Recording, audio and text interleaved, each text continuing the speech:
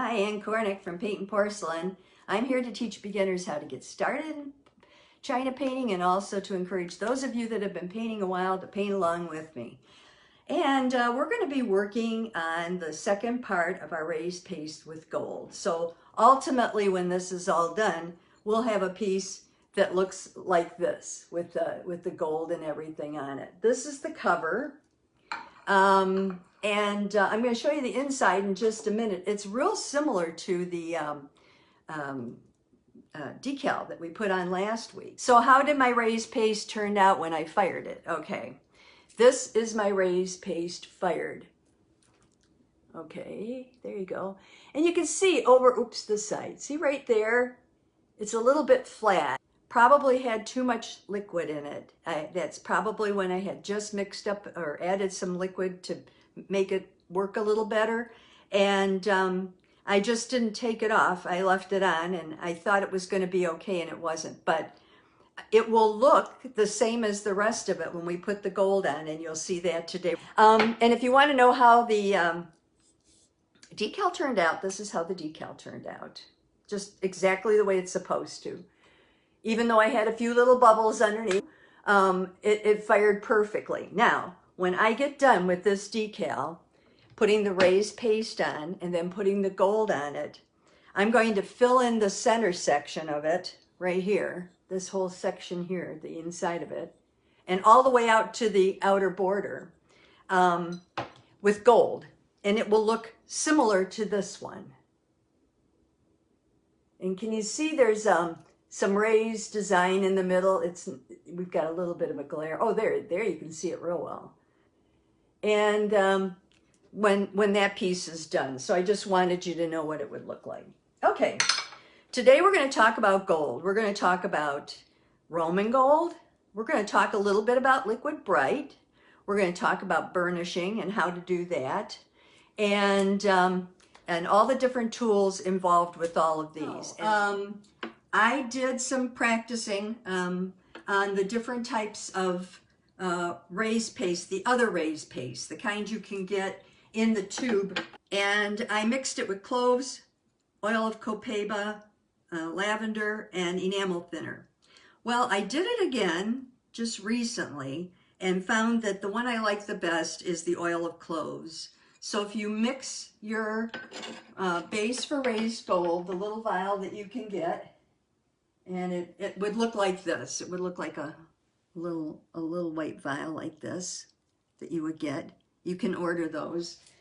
Dallas, China has it, and I think a Painter's Collection would have it. And mix it with oil of cloves. You get a nice rise, very similar to what we get with the raised paste that I use, that is Joyce Dwellette's. So it's Rocher's. It's Rocher's Roman Gold. This was very, very expensive. It was $100, it might have been a little bit more for this little bit. It's liquid. And this is what I'm going to be using. And you open it up. You can probably push them. And you're going to take a toothpick and you're going to stir this like this. And you stir it for quite a while. Now I have stirred this a little bit ahead of time. It feels a little bit thick, not bad, but just a little bit. And you'll get a feel for it after a while. So the thinner that I use for this, that Joyce recommended, is nitrobenzene. And it has an almondy smell to it, so it's not bad. You put your pipette, this is a pipette, into the nitrobenzene and maybe put a drop in. I don't think this is going to need too much. Okay, that's all I'm going to put in. And then I'm going to mix it again. You want it to have a good flow to it. So if it feels like it's resisting you a little bit, you may want to put a drop or two of nitrobenzene in there, and that will help. Okay, now I'm just stirring it. Now the other things that we're going to talk about are the Roman gold on the pat too. So, okay. Alrighty, so then I wipe this off as best I can because you certainly don't want to waste any of that gold if you can help it. And I have a tile that I keep all my gold things on. It's right here. Let me pull it into the center here so you can see it. This is my tile. And I have some gold that's dried on there, but I can reactivate it so I don't take it off. This is my gold brush that I'm going to be using. It's very, very thin. It's 000. And I dipped this in the nitrobenzene before I got started so that it would be soft and I could use it real easily today. Alrighty, so let's pull this back in so you can see it. There, I think that's good. And what I'm going to do is I'm going to start, just dip it, and I'm just going to start, and then I just go up and paint that one in.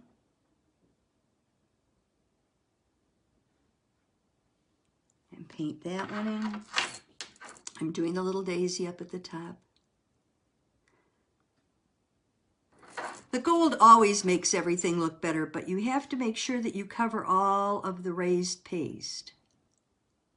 Now I'm doing this without a magnifying glass. Usually I would use a magnifying glass for this because it can be so picky.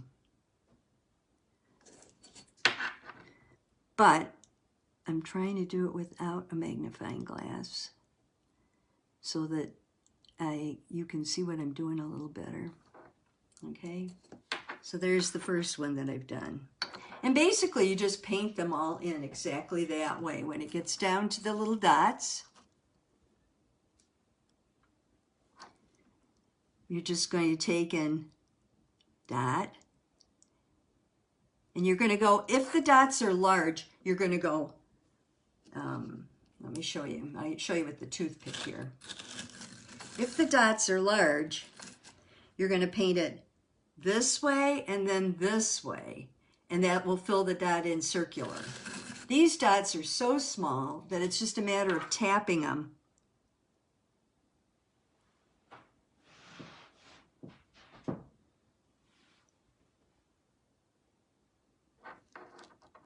To get it filled in. The lines on here, there are two ways you can do the lines. You can do the lines with this, just like I have here. And I'll do one down here for you so you can see it.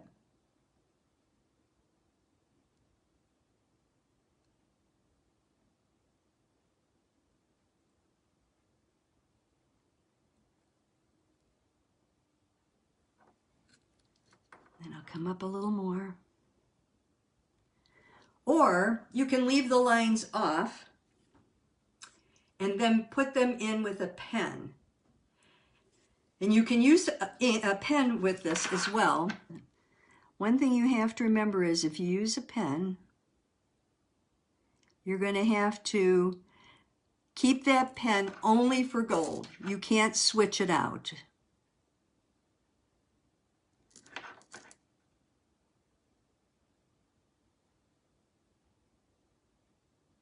Now, on this design, there's really nowhere to fill in the gold, like I did on this design. But on this design, every major flower, I filled the gold in. This design that I'm doing here will look more like this section when we're done. So I'm not going to take a lot of time to just keep painting for you because it seems like you can easily see that you just paint it on and keep going. So I will finish this at another time. But this is what your final product will look like. It'll be brown. That's the way this gold comes out. Okay. Now, they say not to clean your gold brushes. I know, but the little ones I tend to dip in my nitrobenzene and just run them on a Kleenex, because otherwise I found they get so gooky if I don't clean them that I really have difficulty having a nice smooth painting the next time. So this is the liquid gold. Okay. Now I'm going to stick to the liquid gold and the base for raised paste that I got from Joyce Dwellette on this, because I know how that's going to fire. I know exactly what I'm going to get. If you get any things that come off on this, you can take, you know, like maybe you hit the side of it or something. You can take a little nitrobenzene, maybe on a Q-tip, and try to wipe it as best you can. And hopefully it will come off for you. Alrighty, now we're going to talk about another gold. And I'll just show you how to use it. I don't really have anything to put it on here. A pat, which is this is a pat. So you can also buy Roman gold this way. It comes in a pat. And it's a hard, it usually has, this is Rouget's again. It's unfluxed, which means it's not going to be bright. And I purposely use the Rouget's liquid and the Rouget's pat because I wanted to compare apples to apples. And this, I was always kind of nervous about using this. I wasn't sure I was going to do it right and all that kind of thing. You can use Gold Facilitator or Gold Essence. Here's the Gold Essence. It doesn't make any difference, I don't think, too much which one you use. Dip your brush in. You just put it on here and start playing in a circle with it. Loosen it up. Okay. And I will get that piece over here so you can see it. And then you're just going to paint just like I did here. So I'll put a little dot here. You have to kind of, when you're making dots, here, let me show you. Roll your brush to get a nice thin edge on it. And then you're going to go back and do your dots. And you're just going to do it like I did before. You're just going to do a little dot.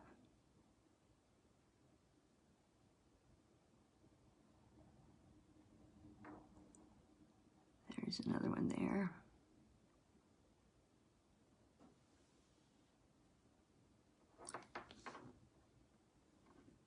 So that goes on the same way.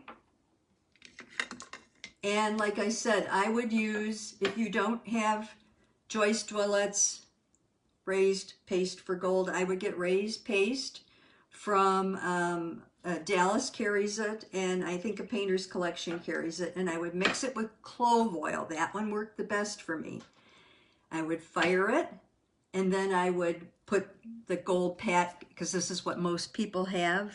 Now, we were told that in order to reload our liquid gold, we could take the nitrobenzene, put it on here, let it get soft, and then scrape it into the liquid gold, and we would have more liquid gold that way. Well, I had a pat that was about half used, and so I tried that, but I have to tell you it was a huge waste of gold. You got more on your palette knife than you actually got into the liquid gold. So I don't recommend doing that. I recommend just using it right from the pat.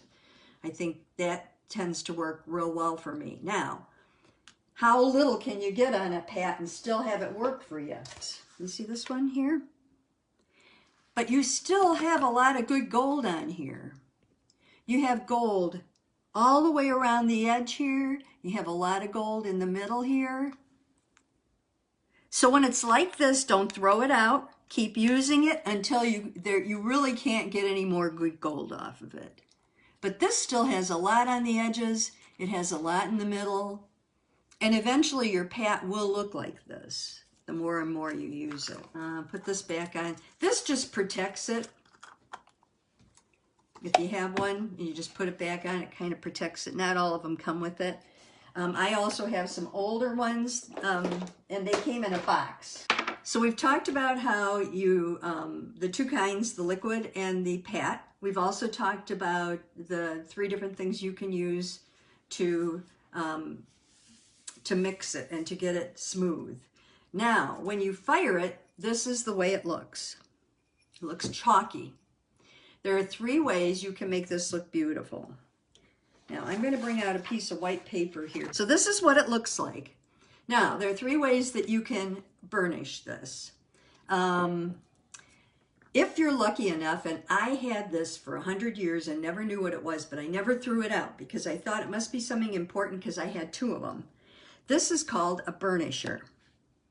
It's a bunch of fiberglass fibers pulled together, wrapped with string so you can hold it without getting, you know, fiberglass in your fingers. I always put something down, a piece of paper or something, because the fiberglass chips off as you burnish, and it will fall on the paper this way and not on your jeans or what have you. You just take it and you start. And I use circles. Oops, I'm not really in frame, right? Here we go. And I just start doing it, the circles. And this is nice because it's almost like a toothbrush. It gets in all those little crevices.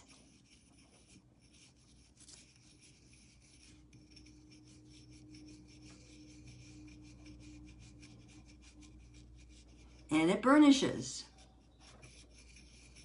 Now this is the holy grail of burnishers. I don't even think they make these anymore. So if you can't find it, but look at the difference. And here, let me get the light on this because this is really pretty. Can you see the difference? There's the gold that's burnished and the one that's not. Now, if you need to put a second coat on, it will turn this color again. Alrighty? So that's my burnisher. But let's talk about things you could actually find these days, okay? This is a fiberglass curtain. You can go to a secondhand store, which is what Joyce did. Joyce Willett did this. She got us a fiberglass curtain. And the way you know it's fiberglass, first of all, they're older curtains. You can tell this is like from the 50s. But they'll have a tag on them that says that they're fiberglass.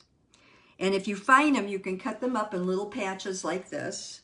Not very big. This is like a 4x4 or something like that. And you can use that to burnish. But as you can see, it doesn't really get into all those little nooks and crannies. It only hits the top part, and then you really have to work. So then you would take something like, I don't know, maybe a brush and put it in here, something smaller than your finger. And then you could go back and do it with that very gently, getting all those crevices. So that's another way that you can burnish, using a fiberglass curtain. The final way, and the way that a lot of people hear about, and I'll turn it now so that we have a better angle. Let me put this up just a little. There we go. The final way is burnishing sand. And I have some burnishing sand here. See, this was another reason I never used gold. I never knew how to burnish. And I thought it was a huge process. And I have some water. And I have a napkin. This is just, you need an old rag. This is a, you know how you have napkins, cloth napkins, if you set a fancy table, and eventually they get so filthy with gravy stains and what have you that you just can't use them anymore. Well, I keep them, and I use them for this. And you just dip your rag in the water, dip it in the sand. You can't even tell I got sand on it. This sand is not your regular sand. It's burnishing sand. See how fine it is? I got this one. I didn't even know it came this way. This is Jane's Art, so it must be I don't know, Jane Houston maybe. I also have some in a big bag. And you take this and you just use it as if you, and the way that it was explained in this book was you use it as if you're doing polishing silver. So the center, yeah. Polishing silver. This might be a little wet. Let me get it a little less wet here. Look at this, and I'll just tap it.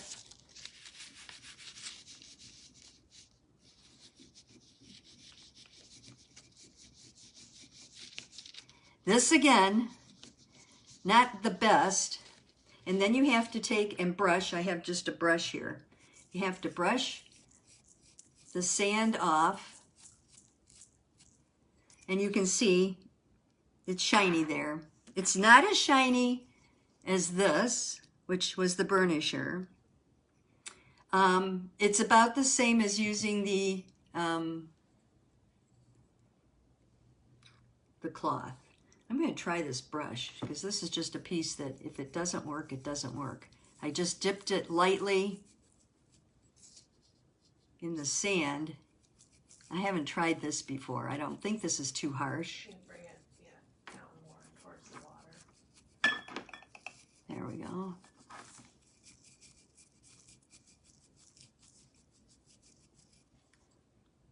Okay.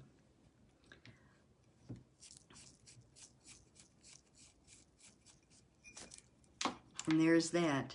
That turned out much better. So I guess if you used a light brush, that would work really well. And it's hard. You have to get in all these little nooks and crannies. So, okay. So those are the 3 ways that you can burnish. Okay, now getting the gold off. Let's say you fire, and I'm sure you've done this, and it comes back with these little dots and things on it. There are 2 things you can use. One would be a gold eraser. Looks like this. It's just a gray eraser. You can get these from the China companies. And you just start start erasing, and eventually the gold, like if they're little gold prints, like maybe you got gold on your hand and you touched a side of it or something. So that's one way to get gold off. The other thing that I found is this.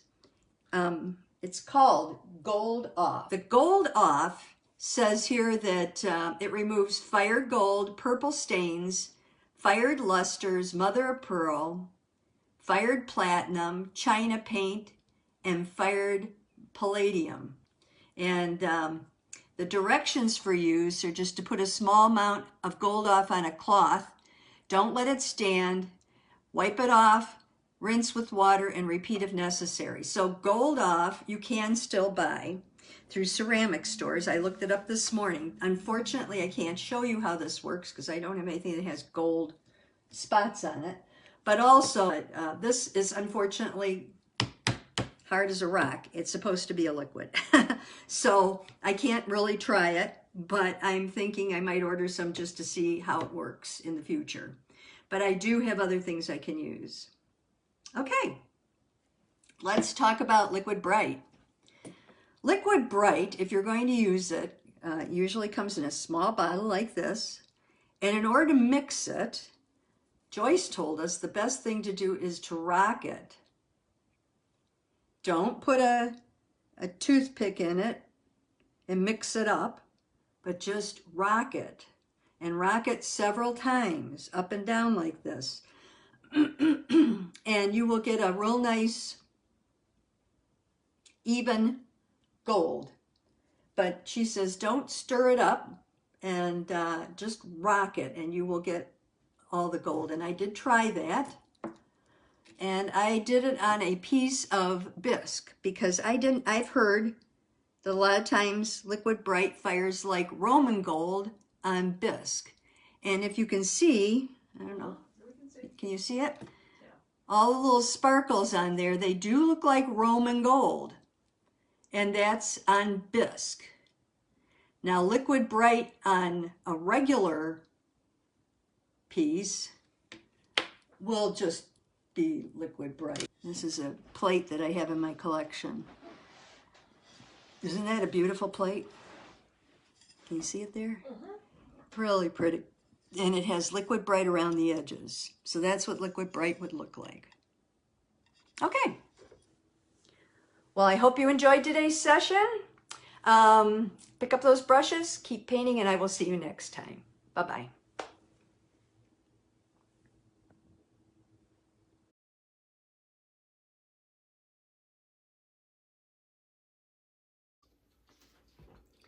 I hope you enjoyed the program, and I hope you'll take a minute to subscribe so that other people can learn more about China painting and we can get the word out to more people. You also can look at the links below. My paintandporcelain.com website has a lot of freebies and printables for new and experienced painters, as well as studies, supplies, and even some of my hand-painted china. So thank you again, and I'll see you next time.